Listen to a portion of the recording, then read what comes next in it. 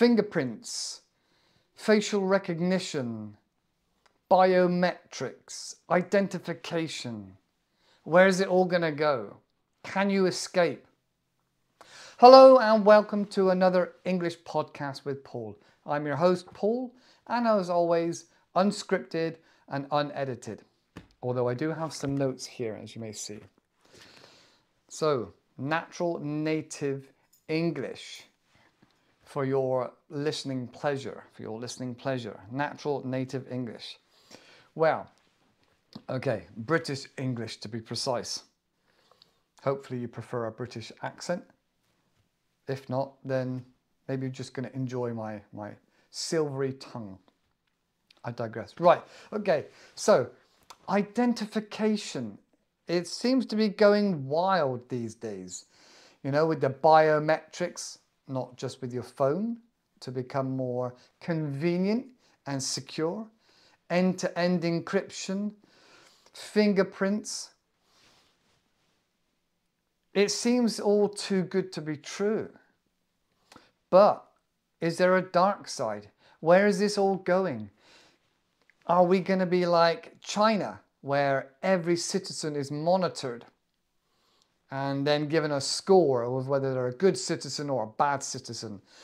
Extremely monitored to find out exactly how much we earn, where we're going, what we're doing, how old are we, how many children we're having, what we buy, what we sell.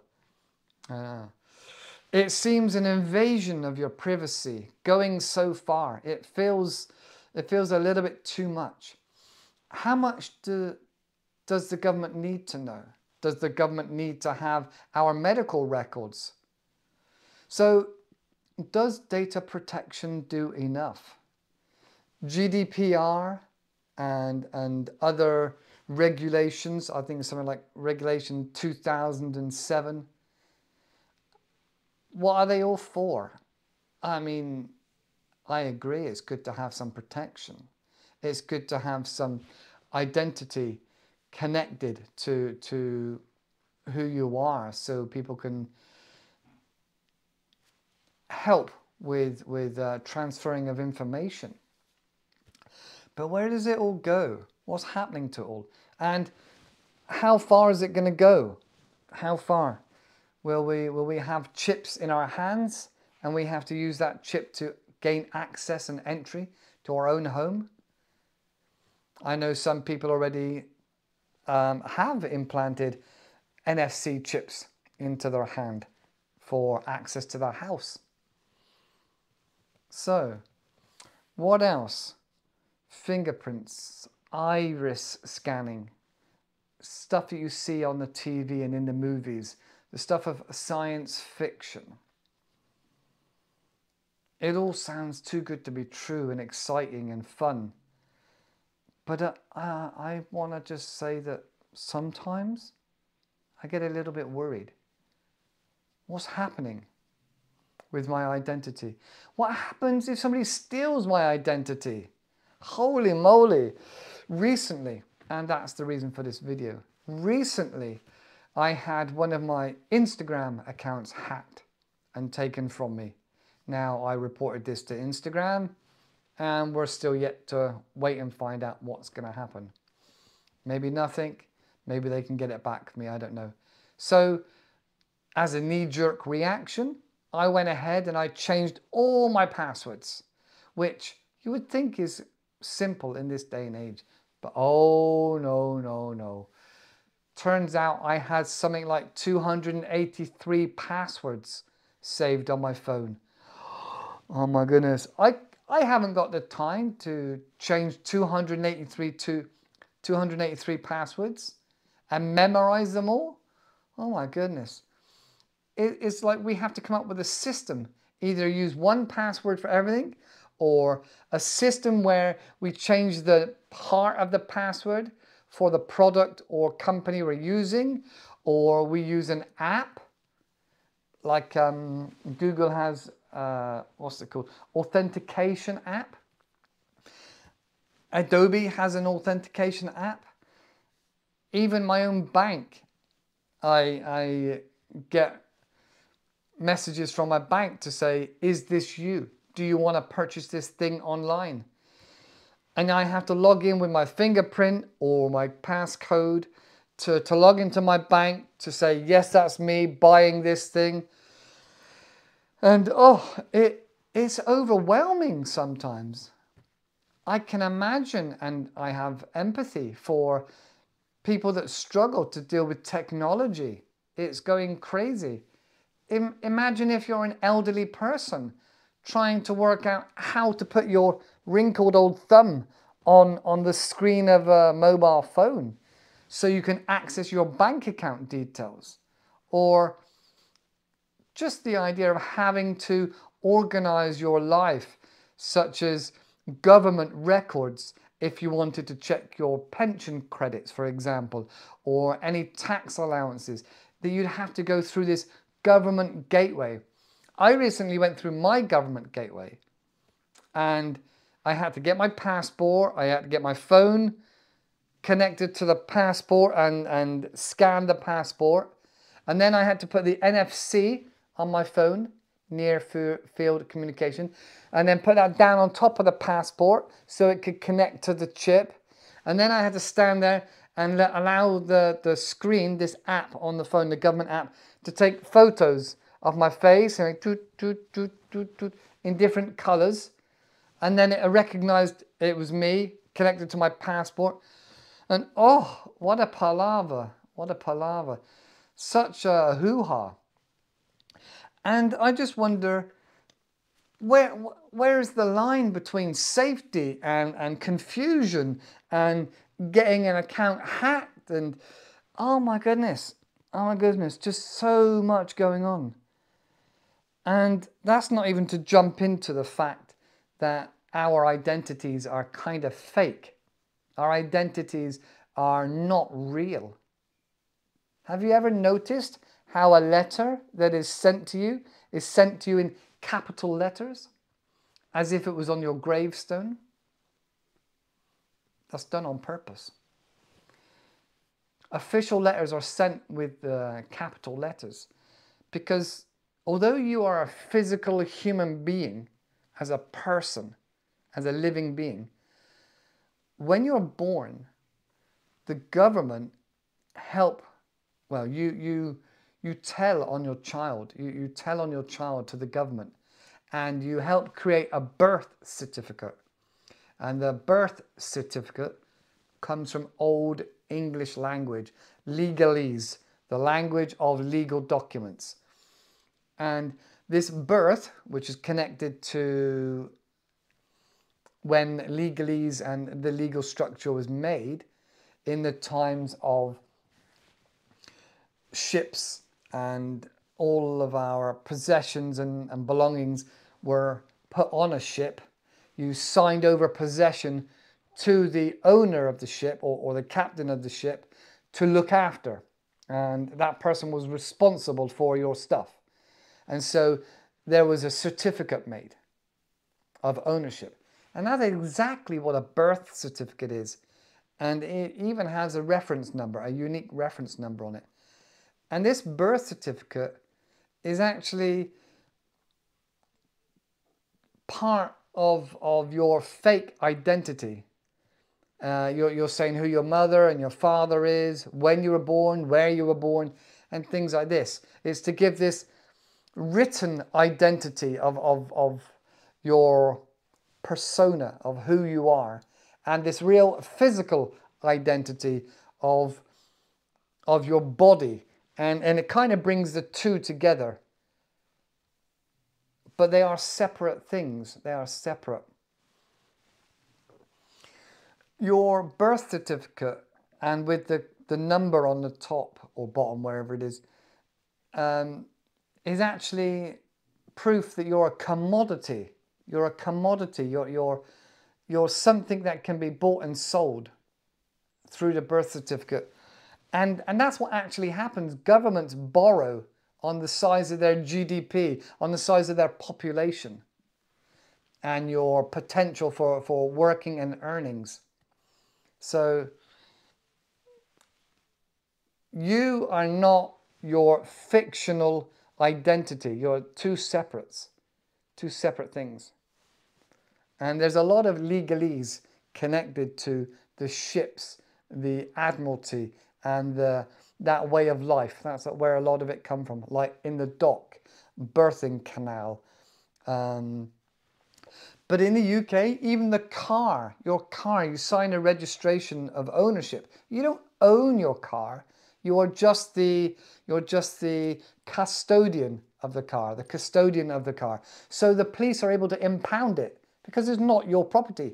You signed it over to them. You're just a registered keeper.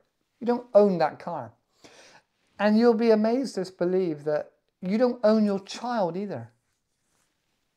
Your child belongs to the government because you sign it over. You sign the ownership of the child owner to the government. That's why the government can come and take your child away, because it's registered, the child is their property because you registered it and signed it over to them. It's crazy to believe that. If you don't believe me, look into it, look it up. Free man of the land, the straw man, fiction identity, all these things. Very, very interesting. And the whole idea and ethos of free man of the land stems from recognizing there's two different people. There's the human and there's the fictional identity written in capital letters that is connected. You have to connect and say, yes, that is me, for any legal action to be taken. So that's a whole topic that we could dive into another day. Freeman of the land, the Magna Carta, and the sovereignty of who you are and your body connected to this fictional identity. It's a really big subject, really interesting. But we digress a little bit. I want to know how far we're going to take our identification and technology. What about when we are elderly? What's the next technology that we are going to struggle with? Are our families and people around us going to be compassionate and empathic to help us stay connected with this fast-paced society? Because it does seem really fast-paced. My grandfather was around not long after the first aeroplane took off, you know, from the Wright brothers. And he's also seen a spaceship go into space and land on the moon. If you think about that, from the first aeroplane to landing on the moon, it's such a short space of time for a massive leap of technology. It's crazy to think. So, and now you think about the internet. If back in the 80s we discussed the internet, the idea of it, the abstract idea that there will be information, the information superhighway, this information will be in the cloud, in the sky, and not actually being anywhere, that you could share it with hundreds of people, millions of people all around the world. That idea in the 80s would have been crazy. You'd have been locked up for talking gibberish. Crazy talk. So we have come a long, long way. And, you know, there's been speculation, there's been sci-fi and TV shows imagining what the future could be, like James Bond or the Jetsons and the like. But nobody really knows. For example, we're still driving cars on roads. But many people imagine we'd have lots of flying cars by now. Me too. I'm disappointed we don't have a flying car. Or like the film Back to the Future, a hoverboard that we can hover around on. But then if you look at films like WALL-E, is a lovely film. They envisage the future where the whole of mankind is living on a big spacecraft because the planet is just full up with junk and rubbish. And the image of the humans on the spaceship are all overweight because we're not walking around. We don't have gravity. And so we become obese and we have these floating deck chairs. That is a scary thought. Where is it going? What's next? How far can it go? Would you like a chip, a microchip in your hand? Going back to my friend Elon Musk, he says the only thing that is slowing us down and holding us back is our connection with technology. So our thumbs is the fastest things we have to get the information into our head. But think about it. If our thumbs were removed from this equation and you could implant a chip in the back of your head or on your skull that was connected directly to the internet, directly to a device like your mobile phone, and you just thought, or even glance, maybe you're wearing some Google glasses and it tracks your eye movement, and you have a thought, maybe the chip will be connected to your brain's thoughts. And you could think, oh, I wonder what it's like to have a Mai Tai on the beach in the Bahamas right now. And your brain could connect to the device, and then maybe on the glasses you're wearing in front of you, there would be a small screen where you could project a picture of yourself on the beach that's been created by AI, you know, like ChatGPT or DALL-E, and creating this image of you on the beach sipping a cocktail, all without you having to get your thumbs out and touching and doing anything. So right now, as Elon Musk said, the thumbs are slowing down our connection to information, and information is super fast, more than we can even, you know, think about. So the thumbs holding us back from the connection between AI and then potentially robots in the near future. These digits of thumbs, Elon Musk says that we need to kind of merge into like cyborgs. And there are people considered cyborgs already that have chips in their hand or chips in their arm. You can actually put magnets, you know, like neodymium magnets, super strong magnets, in your fingertips now.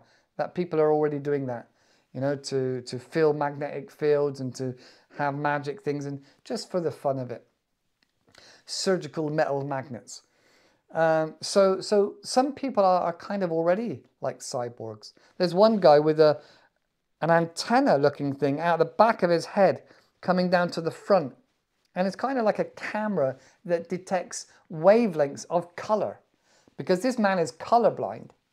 He chose to invent this thing and has it bolted to his skull, literally bolted into his skull. You cannot just take it off, pull it off, and it comes round and it detects colors. And it gives like a vibration or some sine waves in his head, so he can feel the color. It's on YouTube. It's bizarre. How can you feel a color? Wow. And so he can also feel colors that we cannot see, such as infrared.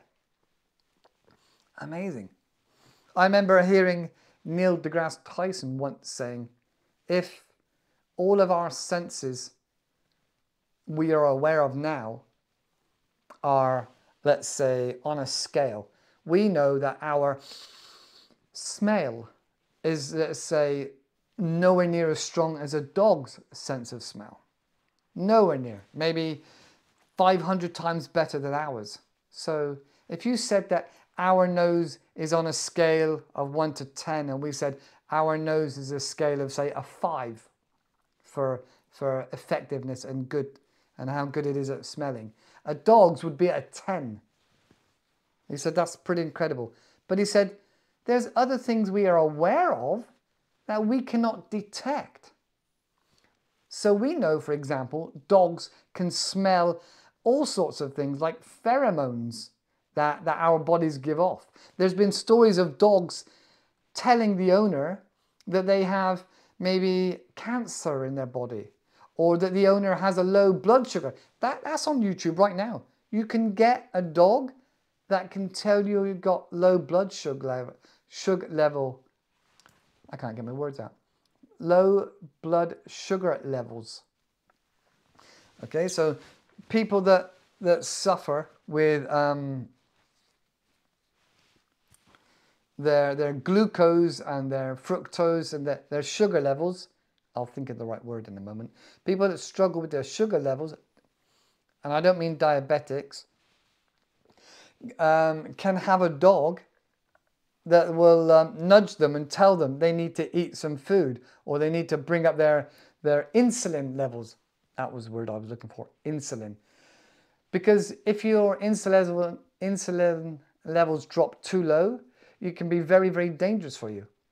Likewise, if it goes too high, it can be very, very dangerous. So these dogs are trained to help save people's lives. And that's all from a sense of smell. We know that dogs can smell petrol, very, very minute levels of petrol. And we can have dogs now, and there's dogs in America that are used for investigations after a fire. So there's like fire dogs. They even wear special little booties to protect their feet. Also, we can use dogs to help find landmines and tripwires, IEDs, incendiary explosive device, something like that, IED. So we know dogs have got an amazing sense of smell, even drug dogs, to help sniffer dogs for immigration and for border control. You know, the dogs can smell things far, far better than us. So if we, as I go back to Neil deGrasse Tyson, if we can only smell like on a level of 5 and the dog can smell a level 10, what other things can we not see, smell, or experience? That's a crazy thought. What can we not experience that other animals can? Like pheromones, or different levels of vibration that maybe an elephant can feel or an ant can feel. Not just because of its size, but because of the way its biology, of the way it's built. Or radar and sonar regarding to aquatic animals throughout the oceans. It's amazing to think that it's unfathomable, the level of sensory things that we cannot feel or know or understand. It's crazy. So, going back to it, Elon Musk has developed a small chip, almost like the size of a 10-pence piece. And they literally drill your skull. And they place it in the skull and cover it back over. And then a robot with a very, very efficient, quick robot has like needles, and it threads these tiny, tiny little wires, which are much smaller than a human hair, into the brain, all over the brain, thousands and thousands of connections happening very, very quick and strategically careful to miss every blood vessel, all through this tiny little hole. And then through, I don't know whether it's through Wi-Fi or Bluetooth, I think it's Bluetooth, able to help in the future paralysis victims or victims of other muscular diseases. He's recently got approval from the FDA, the American Federation of Food and Drug Administration. So he's well on his way to getting a product and doing human trials of this chip implanted into the brain to connect us from the robot side to the human side, that real cyborg overlap. So we will be able to keep up the speed of humanity with robots and AI. So that is another new technology that's really pioneering and moving technology further for us to stay in this race. So what happens if your brain gets hacked? Is that possible? I mean, it's not impossible to think about. Blockchain technology, such as cryptocurrencies and other encryption methods, are also highly popular at the moment. Even regular banks are using this kind of encryption to help protect against cyber attacks.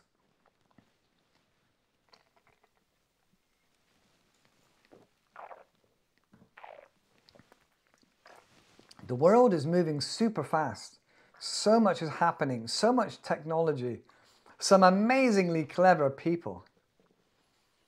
Where do we stop? Where does it go? So, in summary, I want to think about, we're all going to have a chip in our head.